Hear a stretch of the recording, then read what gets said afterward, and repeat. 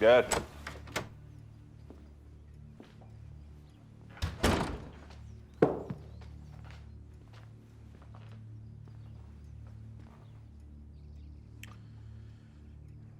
Dedem Fatih Sultan Mehmet Han Hazretleri ufak bir çocukken,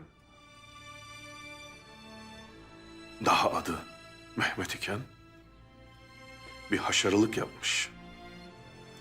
Babası Sultan Murat Han bunu görünce bu çocuktan adam olmaz diyivermiş.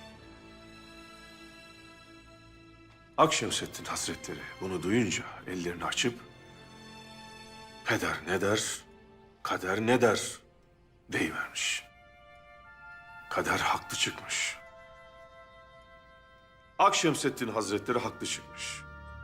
Kader dedemin yollarına su serpmiş. O çocuk büyümüş. Fatih oluvermiş. Keşke ben de bu çocuktan adam olmaz deyiverseydim de kader beni yanıltsaydı.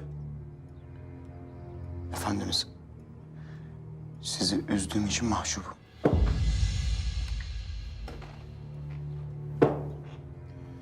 Mesele beni üzmeniz değil. Sarayla Ahsen'i nasıl görüştürürsünüz? Bunun nelere sebep olabileceğini bilmez misiniz? Hünkârım, işin mahiyetini bilmiyordum. Mahiyetini bilmiyormuş. Kız mazisini hatırlamıyor. Bizim tutsak ettiğimiz birisinin ona mazisini hatırlatması nelere sebep olabilir? Düşünmez misiniz? Her şeyi yıkıyorsun. Niçin yaptınız bunu? Hünkârım, Neden yaptınız bunu? hünkârım. Ahsen babasını sizin öldürdüğünüzü düşünüyordu. Sen mi söyledin? Hayır. Lakin hatırlamış sanırım. Ama ben sizin böyle bir şey yapmayacağınızı söyledim.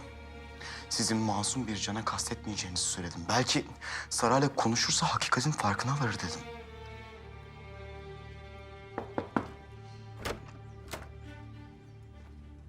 Hünkâr, sarayda her yer arandı.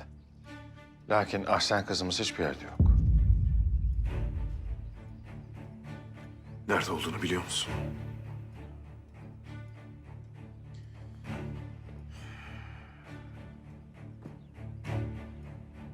Ben sizin yaşınızdayken şehzadem, böyle lüzumsuz şeylerle uğraşmazdım.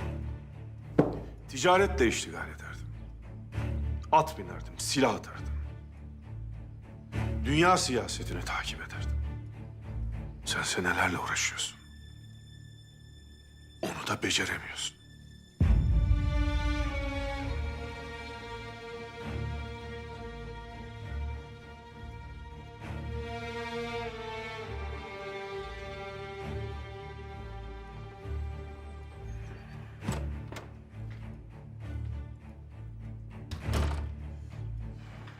Paşa, paşa. 30 yıllık sırrımız yine kayıp.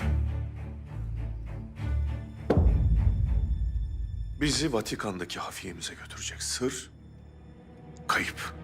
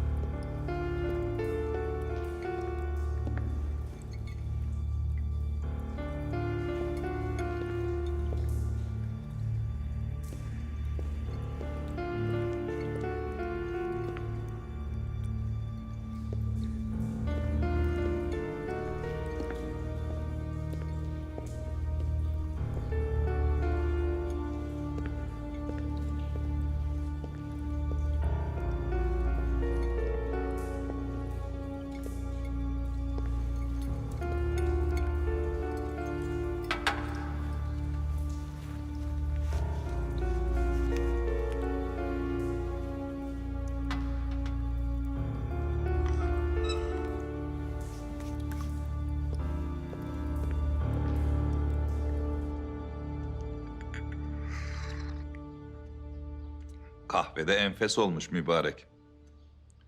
İnsanı muhabbete davet ediyor. Sebebi ziyaretiniz neydi paşam? Sizinle hasbihal etmek zevki her şeye evladır paşam. Lakin bu Osmanlı Bankası müdürünün zamansız vefatı da beni derinden sarstı. Takdiri ilahi paşam. Ecelin bahanesi var, manisi yok. Öyle öyle. Acımız büyük. Ama tabii devlette devamlılık esastır. Ne yaptınız paşam? Vefat eden müdürün yerine münasip bir müdür tayin edebildiniz mi? Makbul, meziyetli, dirayetli birkaç şahıs var düşündüm. Lakin son kararı hünkâr verir. Olur iş değil. Canım şimdi her şeyi de hünkârımıza havale edemeyiz ki. Devletin başı o Mahmut Paşam. Baş yol gösterir, ayak düz gider. Siz de bu devletin sadrazamısınız. Bostan korkuluğu değilsiniz ya.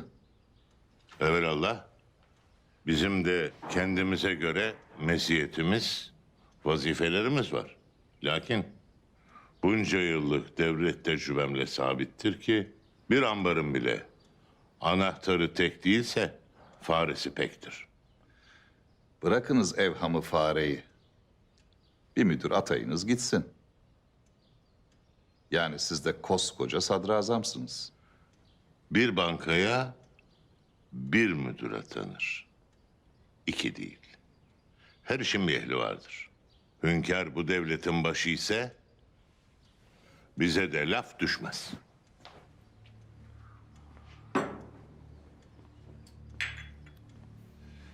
Paşam. Hünkârımızın işi başından aşkın. Ona yardımcı olmayalım mı? Yükünü hafifletmeyelim mi? Banka müdürlüğü için size öyle ehil bir adayım olacak ki bana müteşekkir kalacaksınız. Bu zatın ismi Sarrafoğlu Hasan.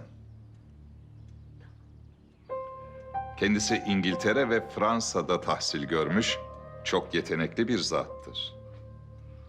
Bu isim bana oldukça aşina. Tanırsınız. Kendisi çok küçük bir parayla tefecilik işine girmiş. Kısa zamanda da büyük bir servet sahibi olmuş, yetenekli, ehil bir zattır.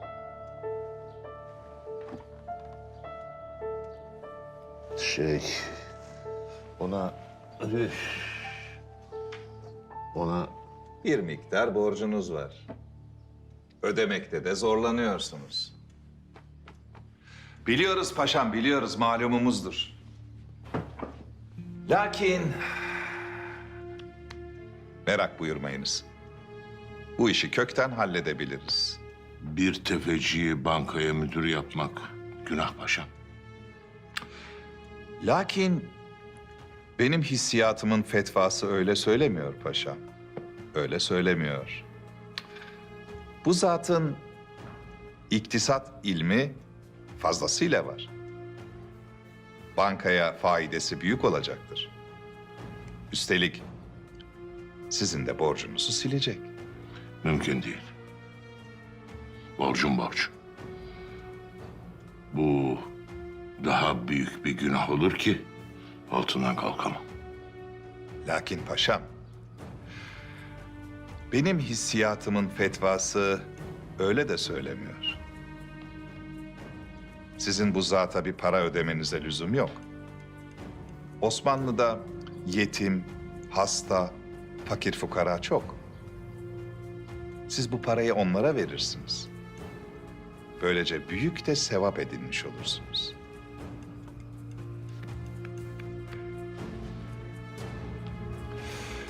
Siz bu vaziyeti bir düşününüz.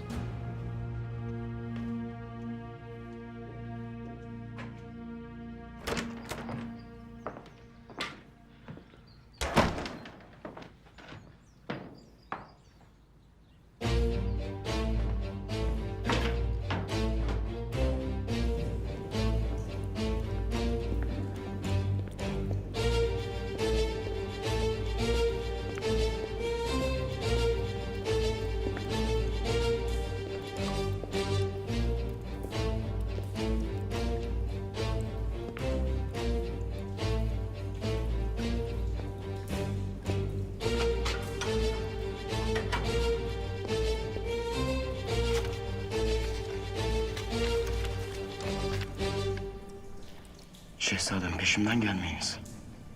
Sizi müşkül durumda bırakmayacağım. Sizin için geri geleceğim. Ahsen.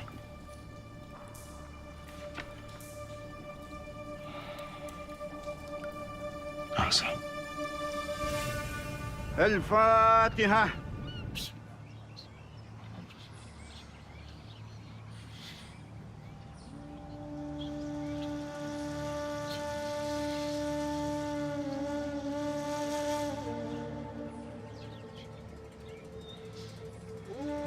Amin.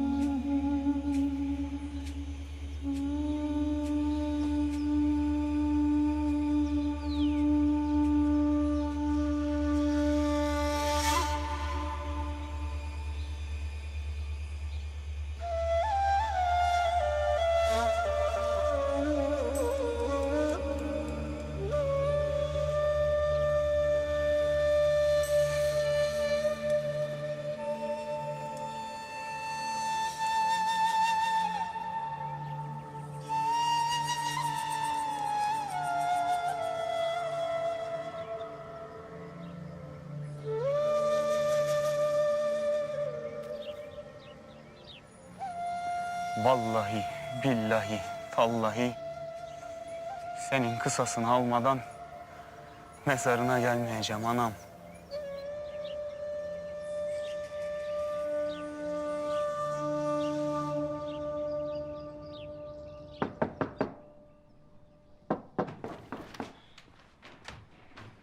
Gel. Şehzadem. Nereden böyle? Artık gündüz vakti de tünelden girip çıkmaya başlamışsın. Yoksa hünkârımız çıkışını tamamen yasakladı mı? Zevzeklerin lüzumu yok Sabahattin. Neden yasaklasın? Bir ses geldi, ona baktım. Aman şehzadem, kızmayın hemen. Sizi öyle gündüz vakti tünel kapısında görünce... Bu tünelin varlığından bir tek senin haberin var Sabahattin. Zamanında Peder Bey'inle Saraykilerin oradaki gizli geçitten girmiştik. Onun bile haberi yok. Yani burası duyulursa senden bilirim. Şehzadem, ben hangi sırrımızı açık etmişim? Hayırdır? Sen niye geldin? Evvela şöyle bir oturalım.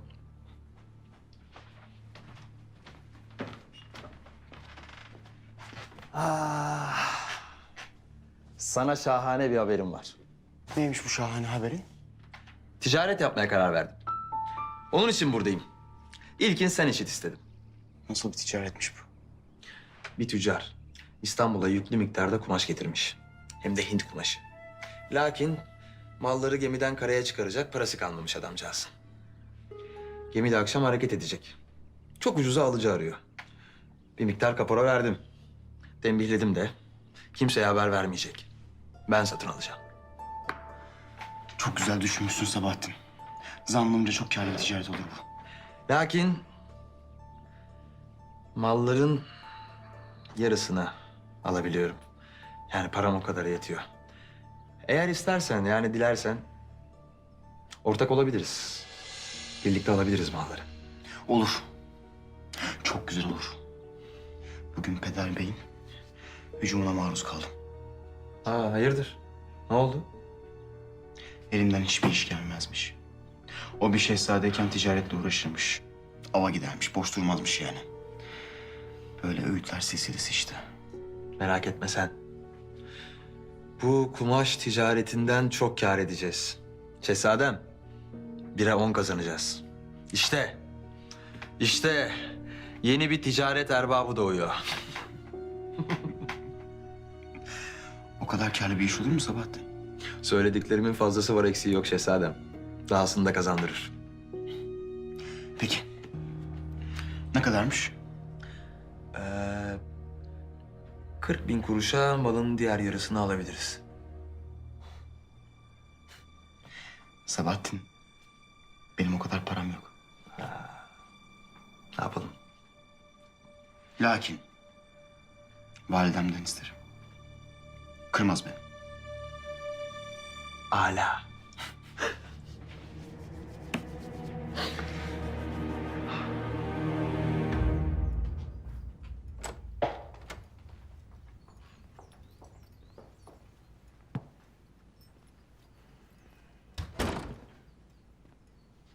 Hünkârım, evlatlarımız sağ salim döndü. Vazifelerini de bir hakkın yerine getirmişler. Maşallah. Bir insanın hayatını kurtaran bütün insanın hayatını kurtarmış gibidir. Kurtardığınız Yahudi canlarının mükafatını divan-ı ilahi kurulduğu zaman mutlaka alacaksınız. Hünkârım, sizin aklınız, ferasetiniz olmasaydı bizim ne o Yahudilerden haberimiz olurdu ne de onları kurtarma imkanımız. Hünkârım, hayatını kurtardığımız Yahudilerin arasında bir yaşlı adam vardı. Onun söylediklerini duyan vicdan sahibi herkes Osmanlı'nın hakkını teslim ederdi. Ne dedi? İngiliz muhabirler haber yapmak için gelmişlerdi. Tabii Yahudilerin ölmediğini görünce şaşırdılar.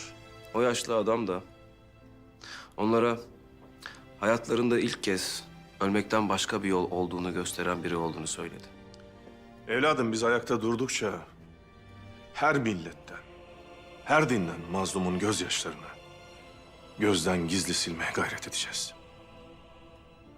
Lakin zalimden hesap sormaktan da geri durmayacağız. İnşallah. Bize bir hediye getirmişsiniz. Havadis doğrudur hünkârım. Bir İngiliz ajanını derdest ettik. Âlâ. Gidip hesap defterini bir açalım bakalım.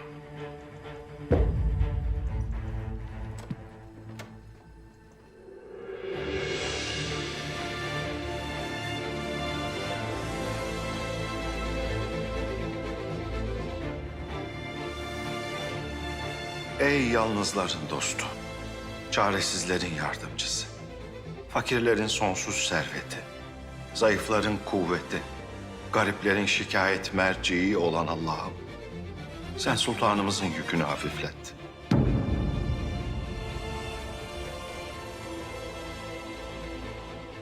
Bir şey mi söyledin paşa?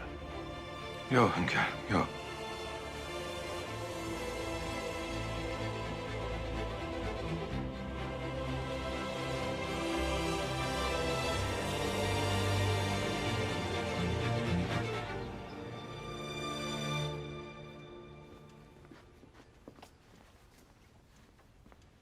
Seniham. Seniham. Yani şahane endamına Garp aleminde bile rastlamak mümkün değildir. Seniham. Sen harikulade bir kraliçenin emsalsiz timsalisin. Garplılara benzetilince nefsi kabaran şarklı biçarelerden değilim çok şükür. Öğrenemedin gitti Mahmut. Canım, ne kötülüğünü gördün de haz etmiyorsun. Medeniyetin, zarafetin diyarıdır Garp alemi. Hiddetim onlara değil ki. Onlara benzemek için kendinden vazgeçen bizleredir. İnsan şahsiyetini, ahlakını, izzeti nefsini başkalarına benzeyerek muhafaza edemez Mahmut Paşa. Allah'a ısmarladık. Seniha Sultan. Nereye gidiyorsun? Valide Sultan saraya teşrif etti. Gitmem lazım. Valide Sultan. Valide Sultan, kudretli kadın. Bence artık sarayda hesaplar değişecektir. Öyle oldu. Zira ayağının tozuyla Bidar Hatun'u bertaraf etti. Ve Makbule'yi gelin olarak bize bağışladı. Seniham, Seniham. Bence Valide Sultan'ın lütfu değil de bütünüyle senin muvaffakiyetindir. Sen tuttuğunu kopartabilen bir kadınsın Senihan. Bu verdiğin havadis de pek güzel bir havadis. Mahmut, ben saraya gidiyorum da çok merak ediyorum. Acaba sen hangi beyhude işle iştigal edeceksin? Çok teessüf ederim Seniha Sultan. Çok teessüf ederim. Ben koskoca bir Osmanlı paşasıyım. Şu anda da mühim haberler bekliyorum. Benim öyle lüzumsuz nefes alacak vaktim bile yok. Çok teessüf ederim. Anladım paşam, anladım. Allah'a ısmarladık.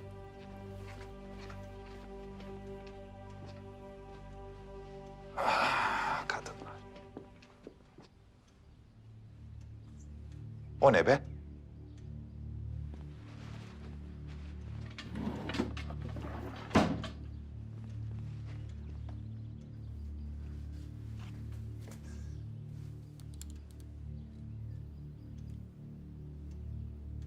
Baykuş. Ölü bir baykuş.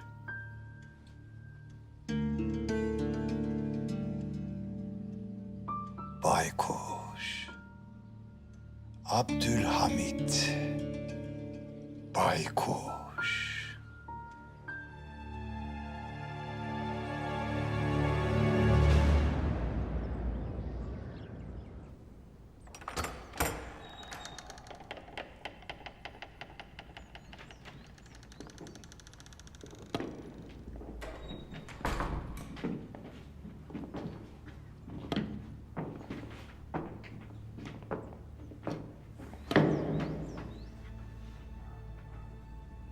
Adınız nedir?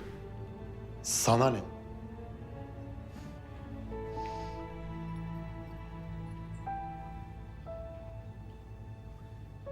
Masum Yahudileri öldürmek için kimden emir aldınız? Tanrı'dan.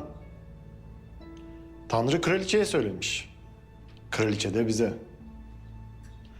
Ha, kim verdi söyleyeyim mi?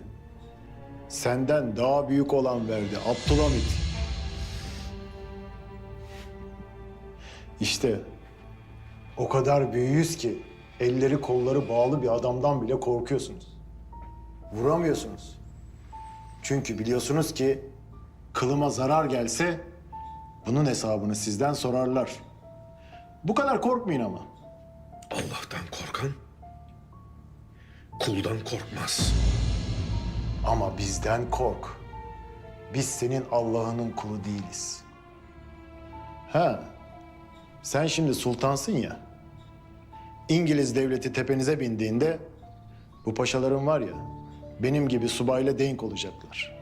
Senin makamına da alelade bir İngiliz valisi oturacak.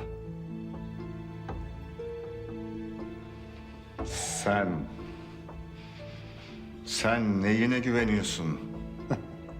Çoktan hükümetin beni kurtarmak için birini vazifelendirmiştir bile. Ben sonunda elimi kolumu sallaya sallaya Londra'ya gideceğim. Gideceksin. Gideceksin. Lakin benim memleketimin ormanlarından kesilmiş ağaçlardan yapılan bir tabutun içinde.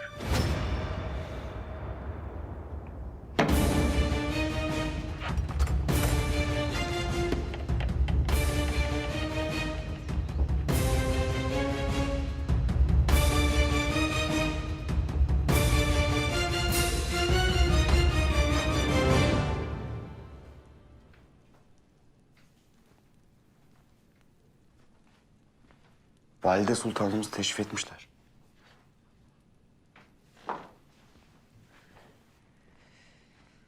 Öyle ya.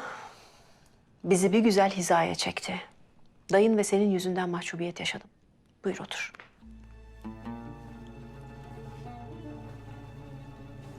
Validem, maksadım sadece dayımı kurtarmaktı.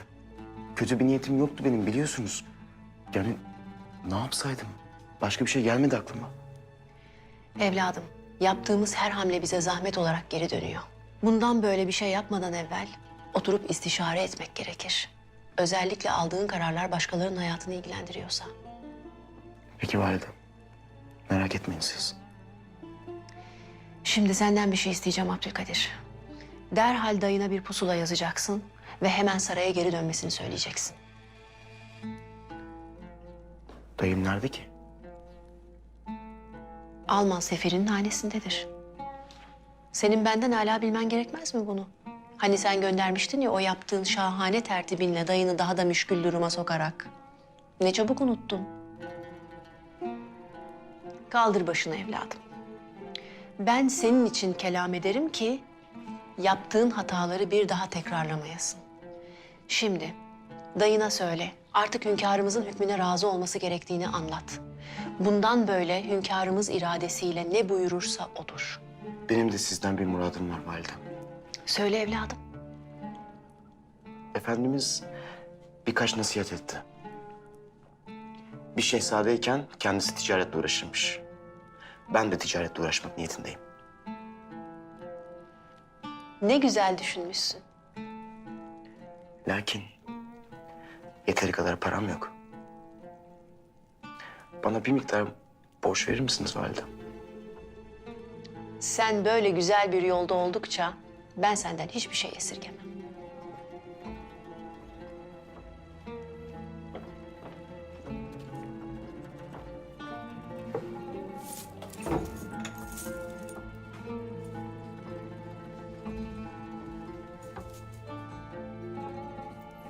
Kuruşu kuruşuna helal biriktirdiğim paradır.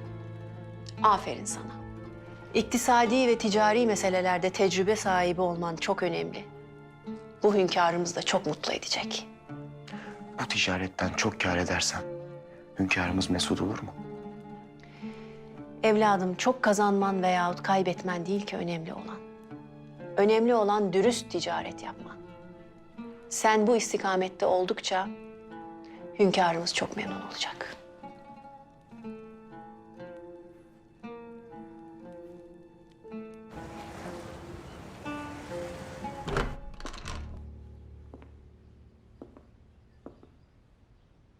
Hemen korkmayın canım.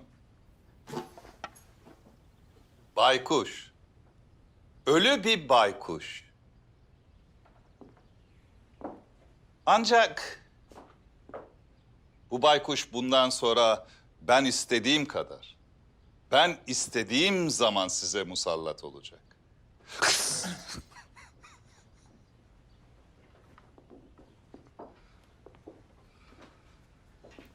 Beyler, bu baykuş talihli. Çünkü uyuyabileceği bir kutusu var. Oysa Abdülhamit öldüğü zaman yatabileceği bir tabutu olmayacak.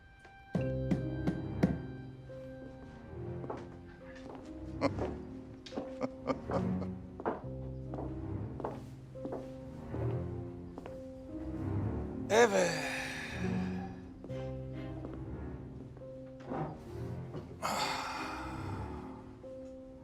Takdim edeyim. Neşeli mizacıyla Mahmut Paşa. Hindistan'dan Prens Madhav. Hong Kong valimiz Mao Hu. Güney Afrika valimiz Mr. Johnson. Ve Mehmet Paşa, Mısır mesulümüz. Mehmet Paşa'yı tanıyorum. Kendileri daha düne kadar payitahta tabiydiler. Ancak bugün görüyorum ki hür bir Mısır var.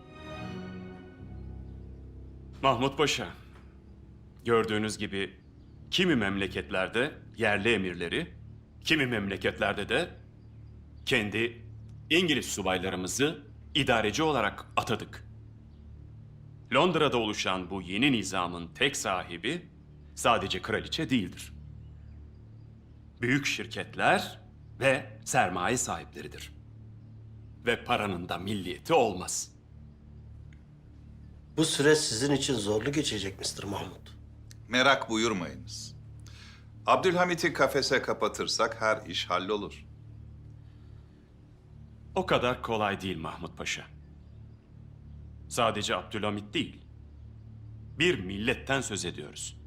Eski bir İngiliz başbakanı Osmanlı'yı yıkmanın tek yolunun Kur'an'ı ellerinden almak olduğunu söylemişti. Sizinle din konuşacak değilim. Bizler sadece hür ve müreffeh bir yaşam istiyoruz. Yoksa dinimizi değiştirmek falan istemiyoruz. Size dininizi değiştirmekten söz etmiyorum Mahmut Paşa. Lakin iktisadi meselelerde mutlaka bizim emirlerimizi dinlemelisiniz. Prens Madav Hindistan'a hürriyeti getirmek için çok uğraştı. Bizler Hindistan'ı yönetmek için önce Londra'dan yöneticiler gönderdik. Lakin yerel halk buna karşı çıkınca bizler Hindistan'ın en seçkin eğitim kurumlarından en başarılı 200 öğrenciyi alarak Londra'ya götürdük ve eğittik.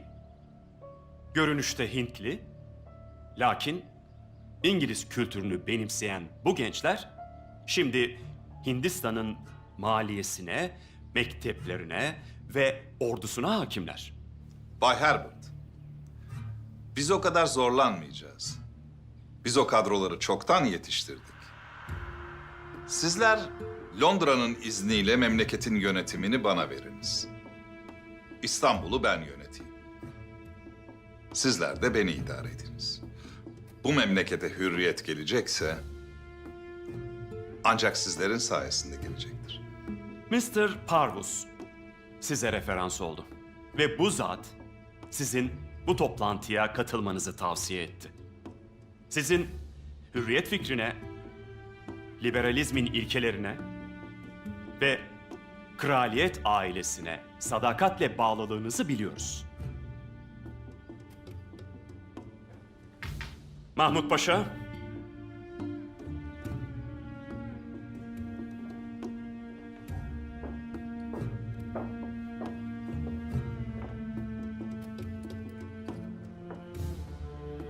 bugün Abdülhamit'in saltanatının sona erdiği gün. Tarih belki sizi bu şekilde hatırlamayacak, lakin bizler bu yaptığınız hizmeti asla unutmayacağız. Sizi kraliyetin ve sömürge nezaretinin verdiği yetkiyle Osmanlı Yüksek Komiseri olarak tayin ediyorum. Komiser değil Bay Herbert. Osmanlı kralı. Kral.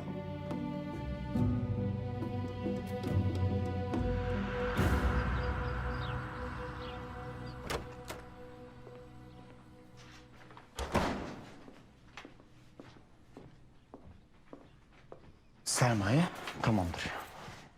Bizim sermayemiz para değil. Dürüstlüğümüz olacak şehzadem. Benim de arzum bu Sabahattin. Sen adamı tetkik ettin mi? Yani malları böyle kelepir fiyatına vermeye razı mı? Ettim pek tabii. Güzelce ticaretimizi yapacağız. Malları da adamı da tetkik ettirdim. Hileli tarafı yok, merak etme. Güzel. Bu malları alarak adamın ticaret hayatını kurtaracağız. Yoksa herif batacak, perişan olacak. Hem ticaret yapacağız hem de bir adamın müşkülünü halledeceğiz. Pek tabii öyle kardeşim. Eğer ticaret yapıyorsan yazacaksın. Kayda alacaksın. Nedir bu? Malları aldığına dair bir evrak. Ha.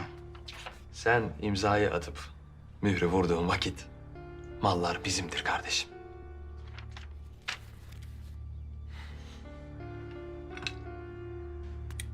Bismillah.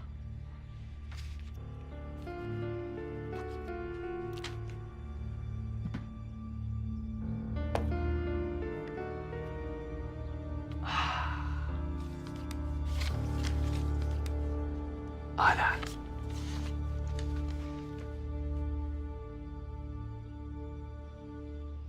Bay Herzl, Filistin'de bir hamle yaptı ama başarısız oldu. Bay Herzl'ı Abdülhamit'in hafiyelerine dikkat etmesi konusunda uyarmıştım.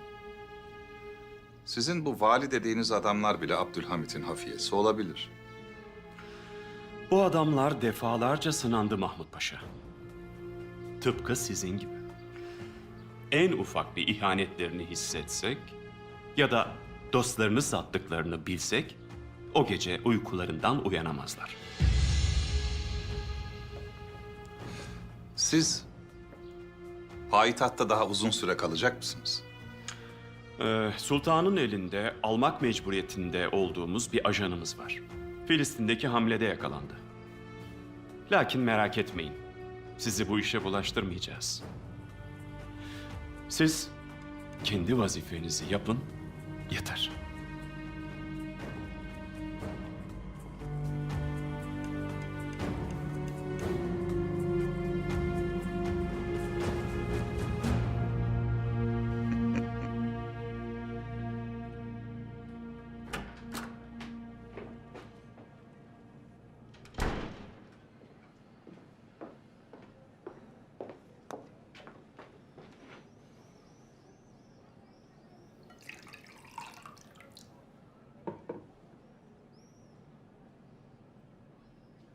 Sara, her şey ziyadesiyle muğlak benim için. Kendini iyi hissediyorsan rica ederim durumu aşikar edecek bir iki kelam et. Uyan artık. Payitahta iyice bak. İhtiyarlar solucan gibi korkudan büzüşmüş. Çocuklar istikbalsiz. Kadınlar kara peçeler ardından soluyor. Abdülhamit göğü kaplamış, şimşekler gibi gürlüyor. Dolu olmuş yağıyor.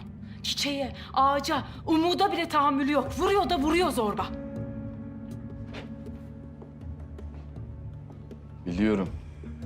Biliyorum lakin evvela ivedilikle Melike'yi o rezil saraydan kurtarmalıyız. Melike'nin o sarayda olması bizim şansımız. Vazifesini bitirmeden o saraydan çıkmamalı. Ne vazifesi? Melike'nin bu hayatta elemi de emeli de aşikar. Babasının intikamını almadan huzuru bulmayacak. Sara delirdin mi sen? Melike o koca sarayda tarihin en zalim sultanına karşı ne yapabilir ki? Her an hayati tehlike içinde. Telaş etme. Melike Sultan'ın itimadını sağlamış durumda. Gel.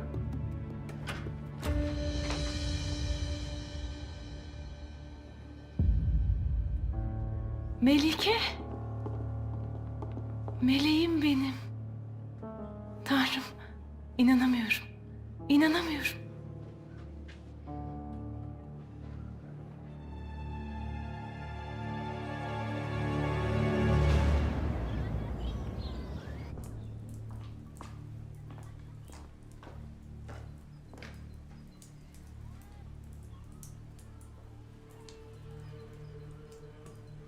İyi misin? İyilik. Kardeş, mazinin eski bir yalanı artık. Bundan sonra iyi olmayacağız. Ne yapacağız peki? Hiramit'ini bulacağız. Nasıl? Daha evvel paşanın peşindeyken Hiram bizi buldu. Ya Hiram'ın nerede olduğunu biliyordur paşa ya da bizim onu nerede bulacağımızı. İkisi de olur. Oğlum, adam Osmanlı paşası. İş yapmayacağız kardeş. Sadece soracağız.